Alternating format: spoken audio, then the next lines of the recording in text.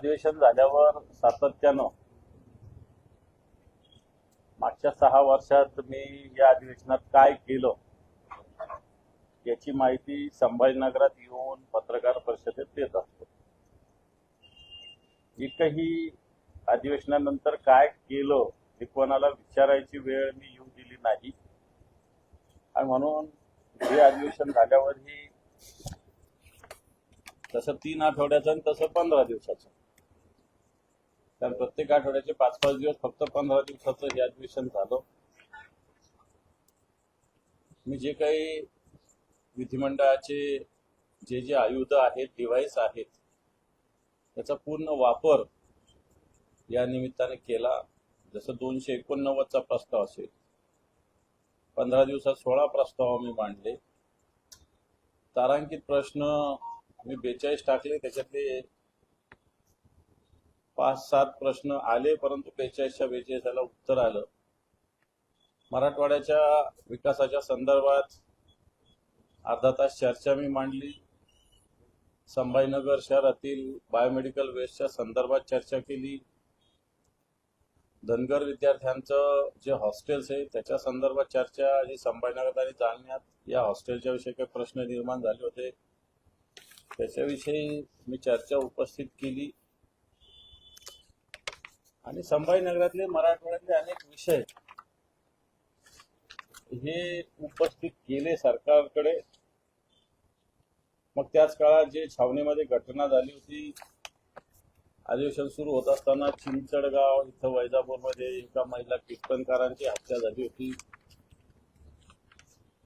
संभाजीनगर महापालिकेचे काही विषय असे सगळे घेऊन मला असं वाटतं या अधिवेशनात मुद्दे मांडले. आडगाव जे आहे पॉवर ग्रीड आपल्याकडे झालेला आहे पिंपरीजवळ, इथून अजून ह्या पॉवर ग्रीडच्या जे बाधित लोक आहे यांचा प्रश्न अजूनही बऱ्याच याच्यातला शिल्लक आहे.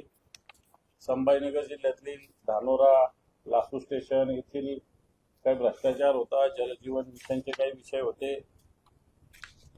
त्याचप्रमाणे ट्रान्सपोर्ट नगर जे आपल्याकडे व्हायचं आहे वाळूजला, त्याच्याविषयी. त्याचप्रमाणे जलवाहिनीच्या बाबत आणि जे बीएनसीचं पीडब्ल्यूडीचं काम आहे रस्त्याचं, त्याच्या संदर्भात सुद्धा प्रश्न उपस्थित केले. जिल्ह्यातील समाज कल्याण, बालविकास विभाग, गुन्हेगारी याविषयी सुद्धा मी प्रश्न उपस्थित केले. घरकुल जे आहे अहिल्याबाई होळकर, पुण्यश्लोक अहिल्याबाई होळकर घरकुल, त्याच्याविषयी सुद्धा मी सातत्यानं मुद्दे मांडलेले आहेत.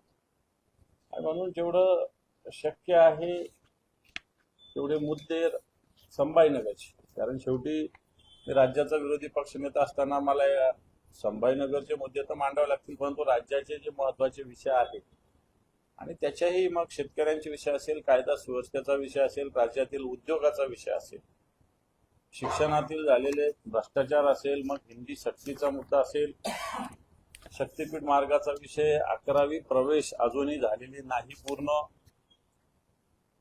पोलीस बांधवांचे अनेक विषय या अधिवेशनात मी मांडण्याचा पूर्णपणे प्रयत्न केला.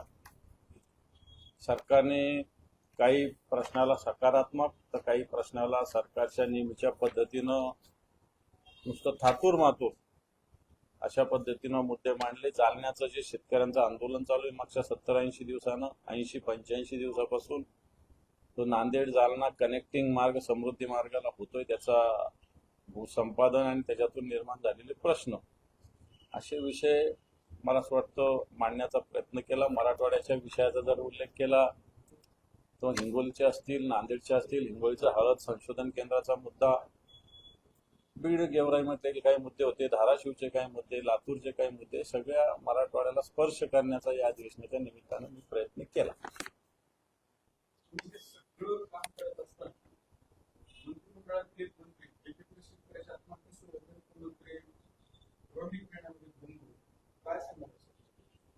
खरं तर शेतकऱ्यांचे विषय आताच्या घडीला दुबार पेरणीचं संकट शेतकऱ्यांसमोर आहे. काही ठिकाणी बोगस बियाणे शेतकऱ्यांना दिले गेले. मोठ्या प्रमाणावर अवकाळी पाऊस, जवळपास 97,000 हेक्टर जमिनीवर अवकाळी पावसाचं नुकसान झालं. असं असताना राज्याचे कृषी मंत्री सभागृहात रमी खेळण्यात गुंतलेले आहेत, अशा पद्धतीची माहिती समोर आलेली आहे एका व्हिडिओच्या माध्यमातून. आता रमी खेळायची असेल मंत्र्याला तर त्यांचं घरदार सगळं आहे, परंतु सभागृहात रमी खेळणं, शेतकऱ्यांच्या प्रश्नाकडे दुर्लक्ष करणं, किती असंवेदनशीलता ही आहे राज्य सरकारची हे स्पष्ट होत आहे.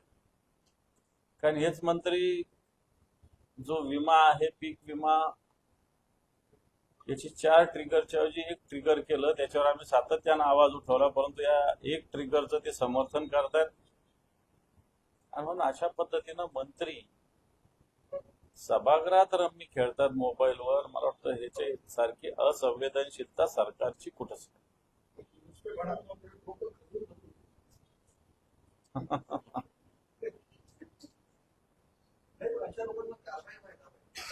मला वाटतं असे लोक आज मंत्रिमंडळात आहे, याच दुर्दैव आहे. बरं, पहिली घटना नाहीये यांची. कुठं ओसाडगावची पाटीलकी म्हणतात, कुठे ढेकळाचा पंचनामा करायचा का म्हणतात, कुठं कर्ज घेऊन तुम्ही साखरपुडे करता म्हणतात, आणि आता रमी खेळतात. मला वाटतं अशा प्रकारचे मंत्री, कॅबिनेट मंत्री, कृषी विभागाचा कार्यभार असणारे ही राज्य सरकार, देवेंद्रजी फडणवीस यांची मजबुरी आहे अशा या सगळ्या लोकांचं सहन करणं, असं मला दिसतं. परंतु अशा मंत्र्यावर कारवाईची आवश्यकता आहे. अशा मंत्र्याच्या असंवेदनशीलतेवर प्रहार शेतकरी करतील, परंतु सगळ्यात महत्वाचं सरकारमधील मुख्यमंत्री आणि उपमुख्यमंत्र्यांनी केला पाहिजे, असं आमचं सरकारला आव्हान. कारण म्हणजे अशा मंत्र्याला घरीच बसवलं पाहिजे. रमी खेळायचं तर खेळत बसा ना घरी, तुम्ही 24 तास खेळा. सभागृह कशासाठी असतं? जनतेचे प्रश्न, शेतकऱ्यांचे प्रश्न सोडवण्यासाठी असतं. सभागृह कामकाज कशासाठी असतं? रमी खेळण्यासाठी असतं का? म्हणून अशा मंत्र्यावर कारवाई केली पाहिजे. यांना मंत्रिमंडळात राहण्याचा 1 मिनिट सुद्धा अधिकार नाही.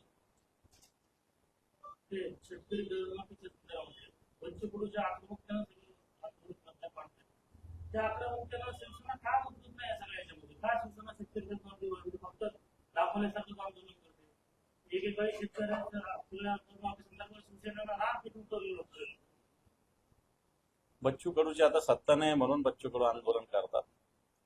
सत्तेवर असताना बच्चू कडूने काय काय केलं हा पण आमचा प्रश्न आहे. शिवसेना आंदोलन करत असते, पण याच सरकारने शेतकऱ्यांना कर्जमाफीचं आश्वासन दिलेलं आहे. याच सरकारने आता शेतकऱ्यांच्या विम्याचे जे मी आता सांगितलं ट्रिगर कमी केलेले. म्हणून असं काही जरूर नाही बच्चू कडूने केलं म्हणून आम्ही करणं जोरे. आम्ही केलं 8 दिवसाचं आंदोलन, पूर्ण मराठवाड्यात केलं आम्ही आंदोलन. आणि आताच्या घडीला शेतकरी पीक पाणी सगळ्या विषयात गुंतलेले असताना आताच्या घडीला आंदोलन हे मला असं वाटतं योग्य कालावधी आंदोलनाचा आत्ताचा नाहीये.